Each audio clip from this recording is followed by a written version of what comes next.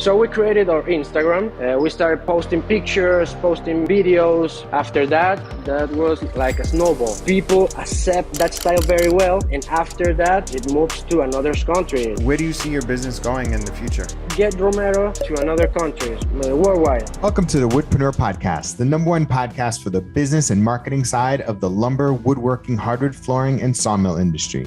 I'm your host, Steve from Acres of Timber. Each week, we feature various wood business owners and entrepreneurs from around the globe. We share their stories, paths, insights so that you can network, learn, and grow your own wood business. Thank you so much for listening. Now enjoy the episode. Hey, welcome to a brand new episode of the Woodpreneur podcast. Today's guest is Jesus Romero from Romero Furniture in Venezuela. How you doing, Jesus? Hi, Steve. Good to talk to you. I'm really good. I'm glad to be here with you. Yeah, I'm glad to have you on the podcast. Hey, so why don't you tell everybody about your business? How'd you get started? It wasn't like everybody else, I guess. It was something that was always there, but wasn't looking for that. All my family are dentists, but my uncle's hobby was woodworking, was furniture. I helped him to fix things, to build little things like shelves, like little side tables, fix things to my grandma's house. At my grandma's house was a garage. So when I grew up a little bit, when I was like 15, I forgot everything about machines and woodworking and all of that. And I was centered in soccer. Then that didn't work, so I started studying industrial design. You had the experience, right? I was 17 years old, I guess. Sorry for my English. I guess this is my first interview in English. No worries. Yeah, I wish I spoke Spanish. So. Oh. Well, so we started to work with wood at the college, at the university. I did it in 2 days. I did it really quickly, while my friends was struggling with the projects. In that moment, we built like a plate of wood. Was something really basic. That works really well for me. So my best friend's mom looked for my university jobs.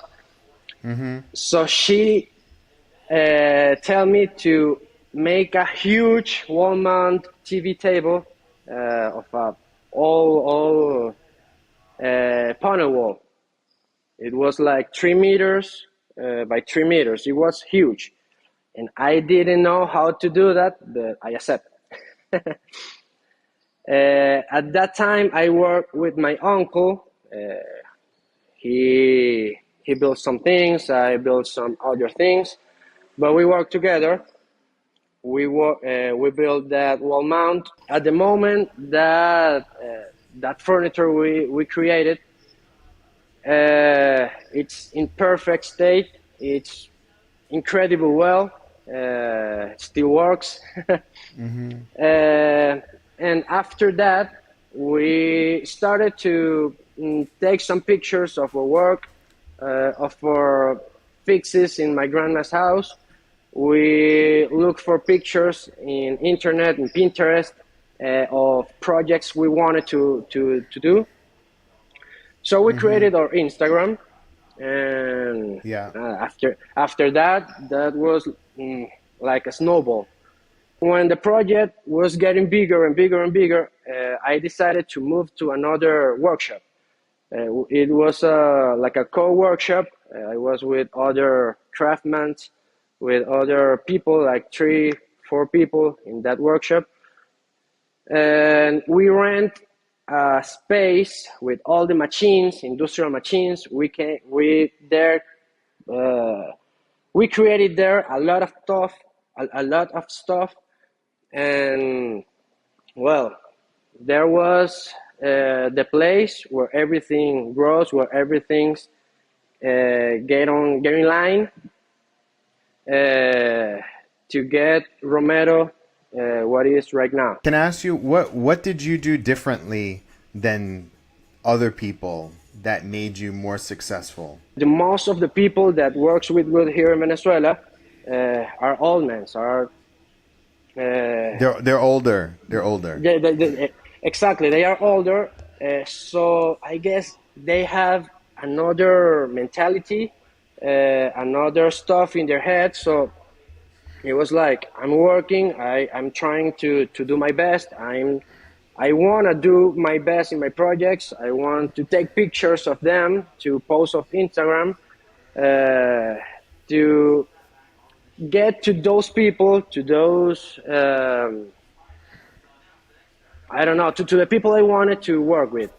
Yeah, I yeah. live in a small town here in Venezuela called Merida, but the really good clients are in the capital, in Caracas. Yeah. So I started to put my vision, to put my work in the Caracas people. So they started to contact to receive really good reviews of my work from friends, from Instagram. So I started to work with them.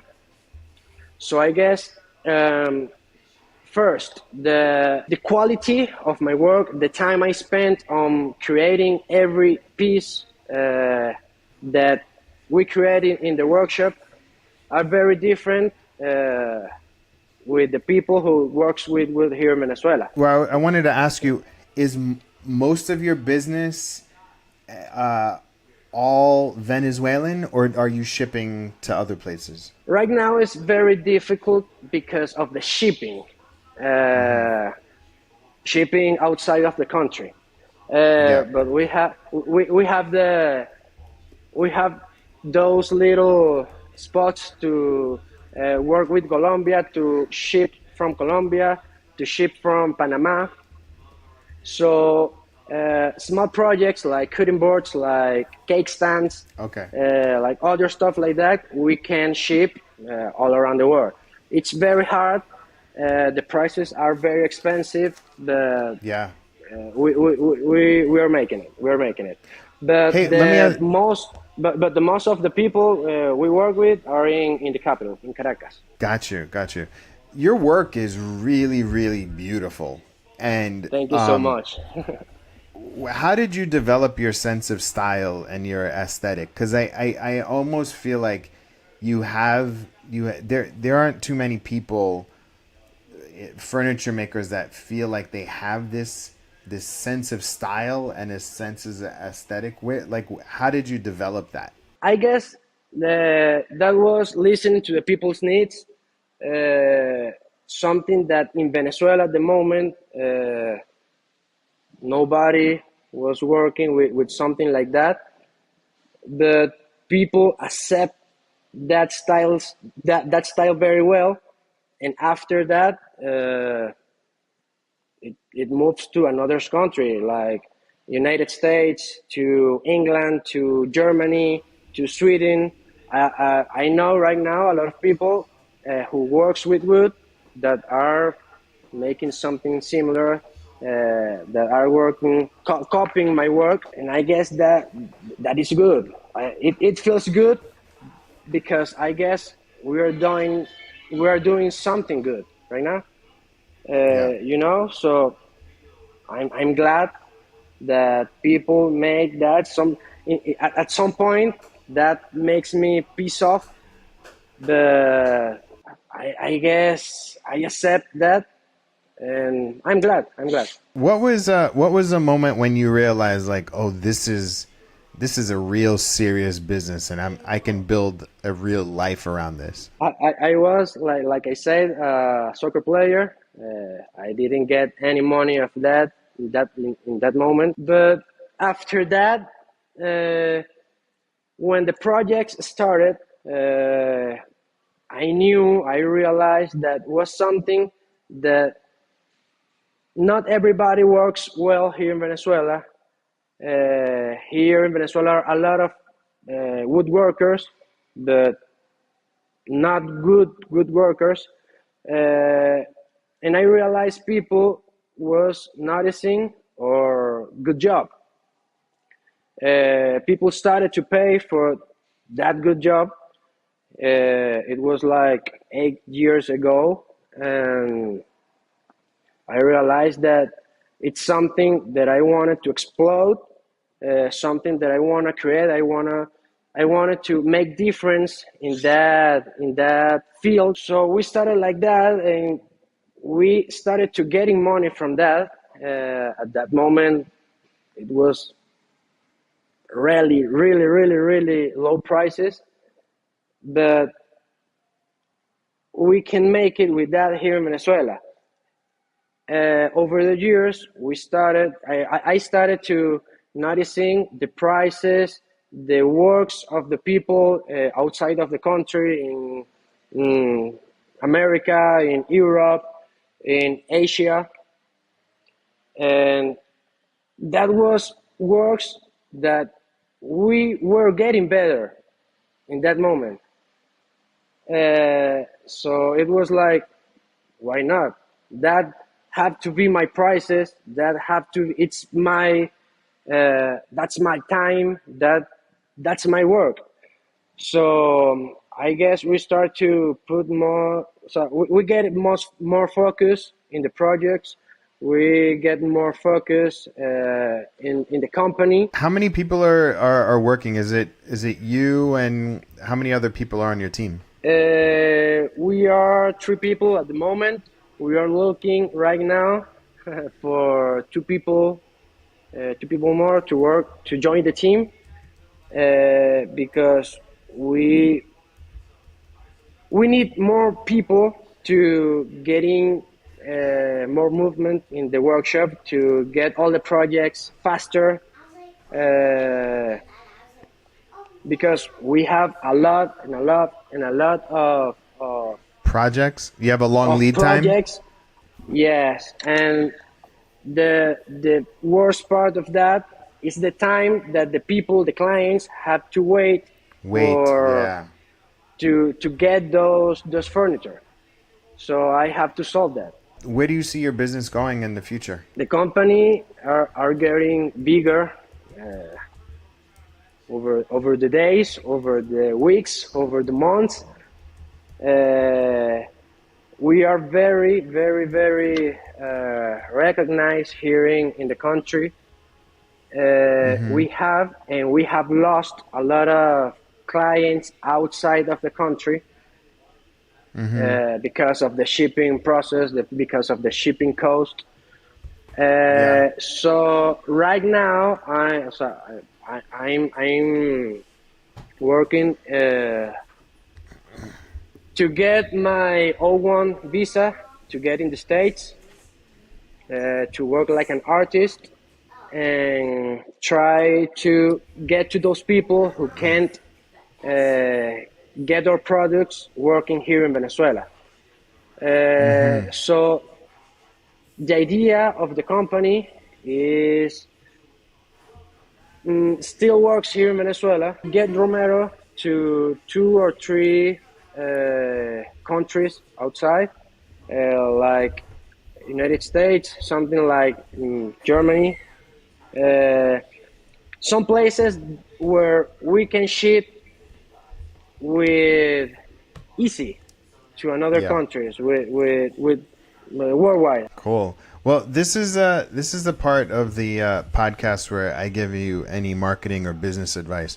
And so, is there anything that you're struggling with or things you need help with that'll help you, grow your business? Any marketing or business questions? Right now, I'm struggling, with some stress because of the work we have. I think like we are accepting, or we are working with so much different products, like big stuff, small stuff, that I don't know if I have to center in only one thing, 1, 2, maximum 3 things. or we have to maintain all those little projects that pay that little projects pay the bills, you know. Yeah.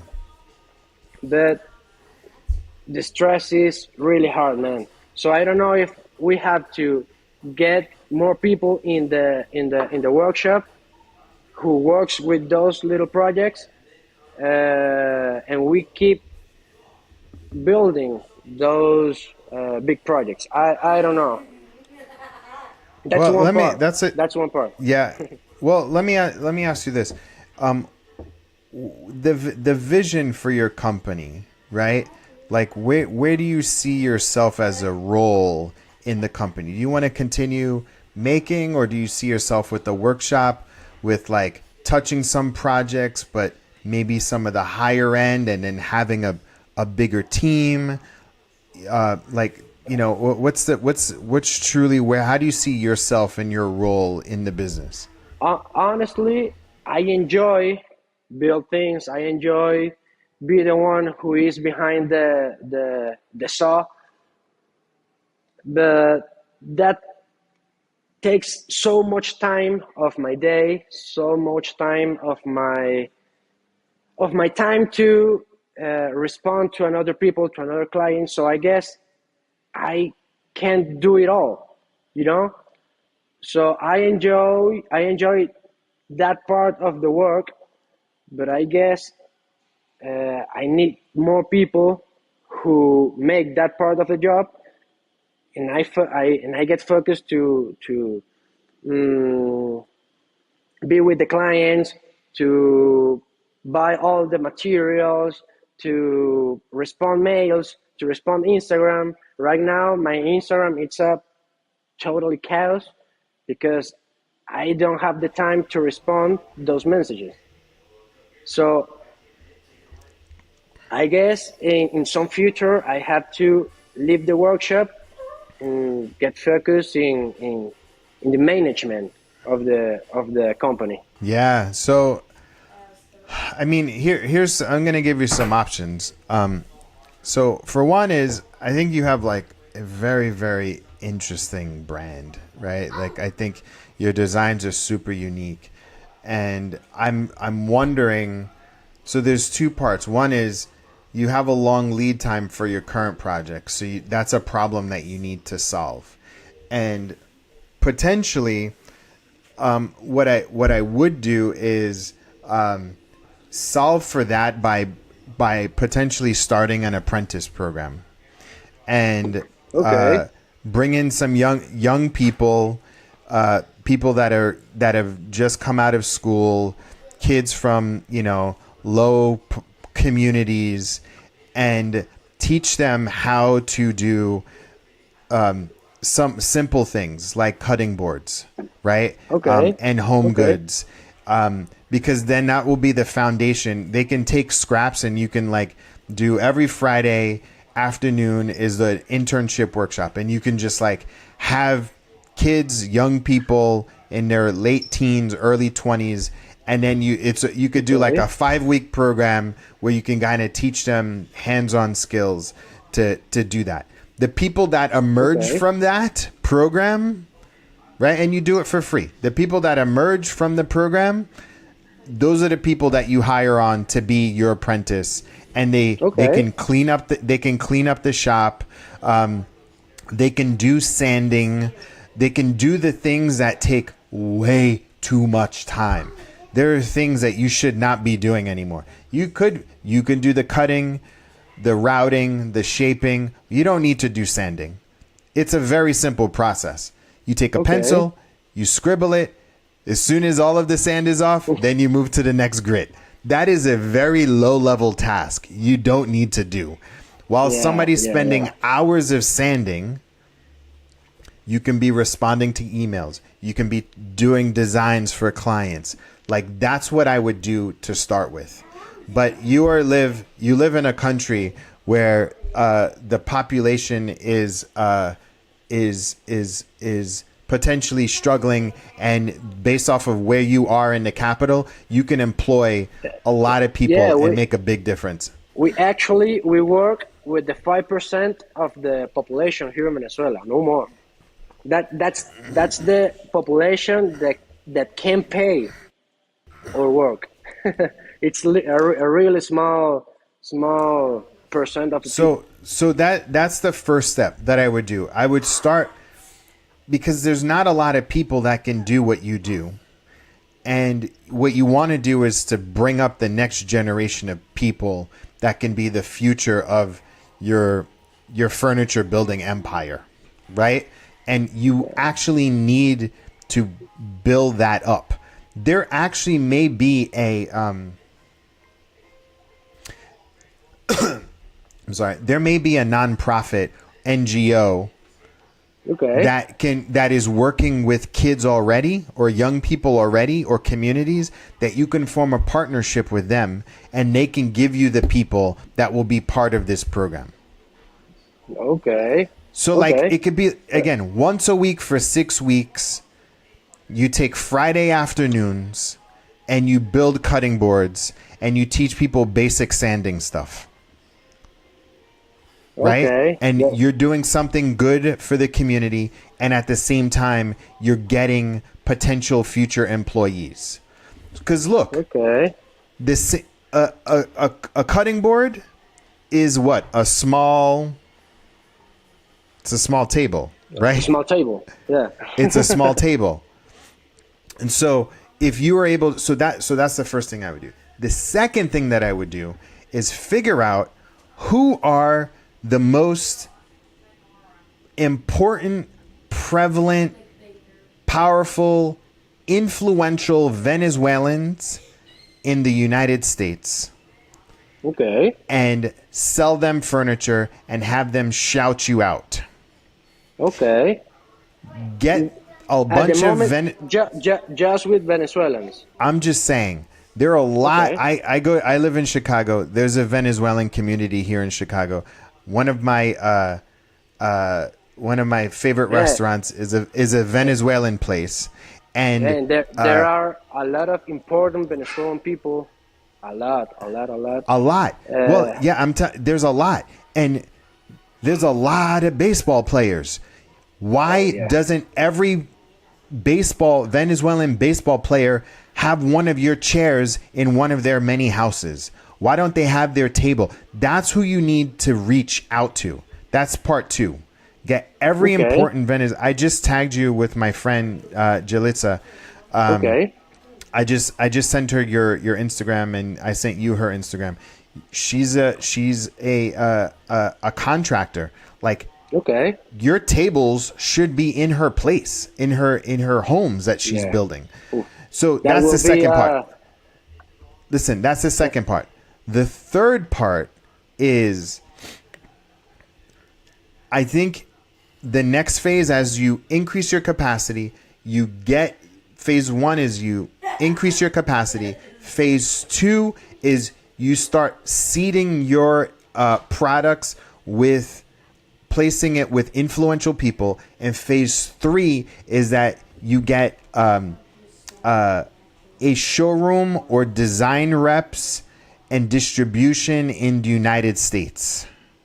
So when you are selling furniture, you are sending a container, 2 containers full of stuff from Venezuela to the United States, to Dallas, to Chicago, to Los Angeles, to New York, and then you're having people sell your stuff influential to their clients and customers. And in meanwhile, what you're doing in Venezuela, and then maybe you're traveling back to the United States, forming relationships, is that you're continuing to build a brand, you're continuing to tell stories, and the fact that you are training the next generation of Venezuelan young people to care for their craft and teaching them, that's going to give you a lot of press and notoriety and maybe influence with the government and leaders in your community. Does that make sense? Totally. One question is, do you recommend me to keep creating, keep building here in Venezuela, or do you? I don't know if it's more easy to move to another country to get the company bigger, because we have a lot of things that gets the thing stuck here in Venezuela. You know, it's Yeah, really I know. hard I to work. understand. It's really hard. Absolutely. Yeah, the government, it's hard to move.